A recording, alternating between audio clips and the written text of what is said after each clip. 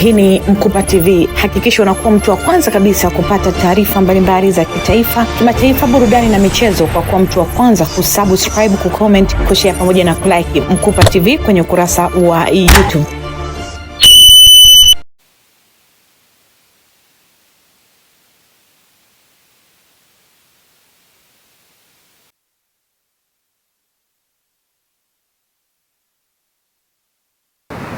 Lakini tumekutana kwa ajili ya kupokea vifaa vya michezo.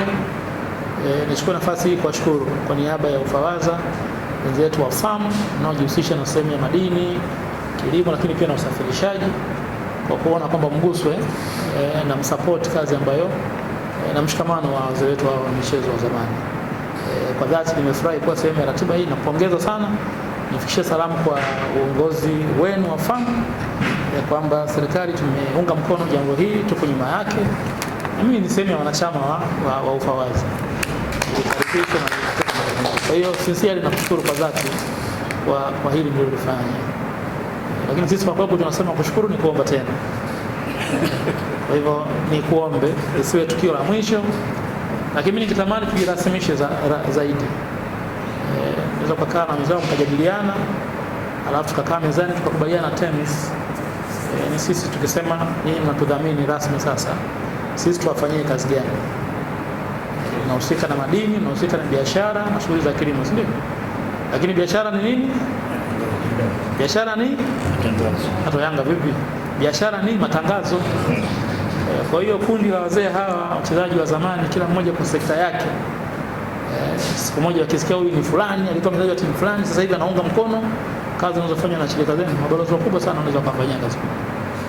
Unaifanya kibunifu tu na hapa mtoko kama vile wa Serengeti, mtoko wa Mkungunero hivi, sasa wana habari, unajua paishe vizuri habari yako. Unapeleka pale, wanafanya utalii wa ndani kumuunga mkono mkuu wetu wa mkoa, lakini kwenye message zao wana t-shirt zenye logo ya kwako, si ndivyo? Kama mdhamini kuna bana hapa nyuma, leo kuna bana hapa. Unakuwa na bana zile, si ndivyo? Unatangaza kampuni yako FAM. Sinakuwa win-win. Wewe unapata biashara inakwenda na nao wanakuwa umewapatia kidogo sababu ya kutabasamu na kuendelea kuishi. Hapo vipi? Mbona mpigi makofi ni matatizo gani? Kwa hiyo mimi nawasilisha ombi kwa niaba yao. Kwamba natamani kuona kama kiongozi hili jambo la mashirikiano ambalo mmelianzisha kwa kweli, kwa uthubutu wenu wenyewe mzee Ali Heri mmoja na chama la mzee, mimi niliunga mkono katika sura hiyo kwamba tulifanya hiyo na urasmi, lakini tutengeneze wewe unanufaika nini na hawa wale wananufaika kitu gani. Moja ambacho wanaweza kunufaika kikubwa hawakisemi hapa, lakini hapa watu wana shida ya bima za afya. Mimi kwa nini tracksuit sina tatizo, nanulia viatu sina tatizo, naunga mkono kabisa ili wafanye mazoezi katika umri huu wasije wakajikwaa. Wengine kuna sukari mbalimbali zimeanza, si ndio? Unaona kanakuwa kiponi vitu proper kabisa vya kufanya.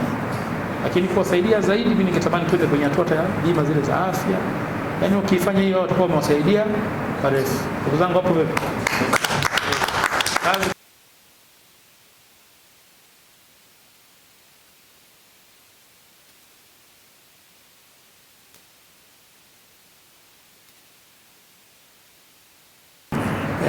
Lakini la mwisho tunakwenda kwenye mwaka mpya. Mnajua wengi hapo tunafanya shughuli za biashara na kilimo. Basi tuhamasishane tu, twende tukalime, lakini kwa tija. Mimi naendelea kuhimiza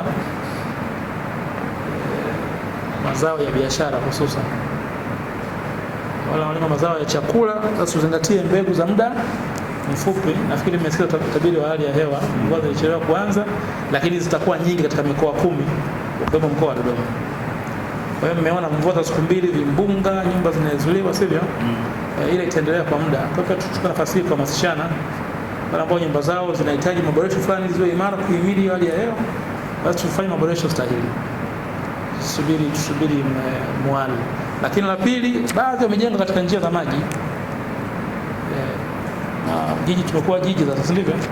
Shida ya kuwa jiji pia wajanja wanakuwa wengi, madalali pia uongoma pia wanakuwa wengi. Kama tuambiane ukweli. Kuna baadhi waliuziwa maeneo wakati wa kiangazi. Leo ni njia ya maji, wanasema kuna mafuriko. Hapana, maji yanapita kwenye njia yake, unao wakati maji hayapo. Kwa hiyo pia tuombe na tutoe rai kwa wakazi wanaokuja Dodoma, wageni wanaokuja Dodoma.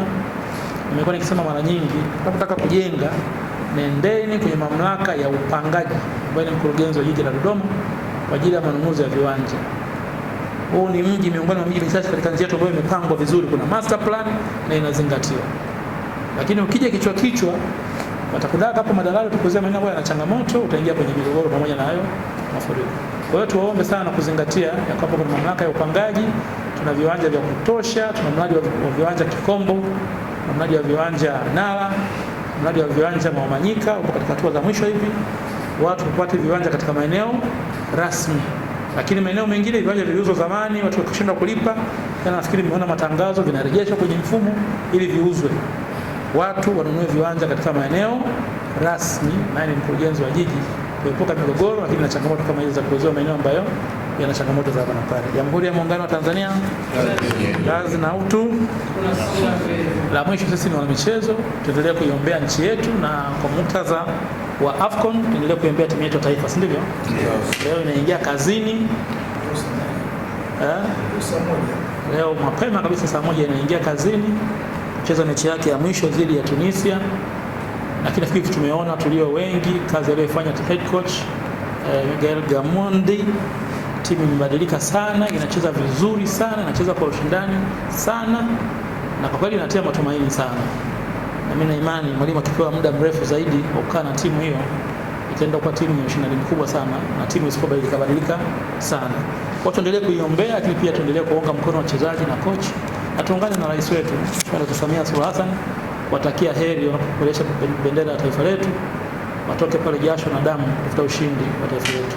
Leo tukipata bahati ya kushinda, tunakwenda angalau kwenye nafasi ya kwenda kwenye hatua ya 16 bora katika historia nyingine. Kwa hivyo tunaitakia heri timu yetu ya taifa, na sisi kama familia ya michezo zamani, najua muda wa saa 12 jioni tuko nyuma ya TV, naanza kutoa maelekezo. Sitaki kusikia. Angalia.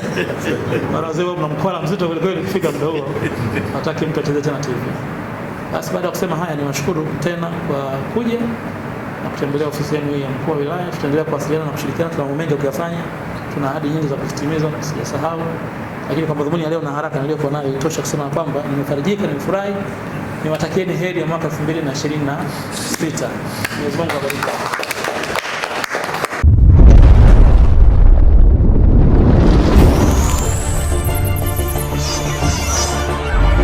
Hii ni Mkupa TV. Hakikisha unakuwa mtu wa kwanza kabisa kupata taarifa mbalimbali za kitaifa, kimataifa, burudani na michezo kwa kuwa mtu wa kwanza kusubscribe, kucomment, kushare pamoja na kulike Mkupa TV kwenye ukurasa wa YouTube.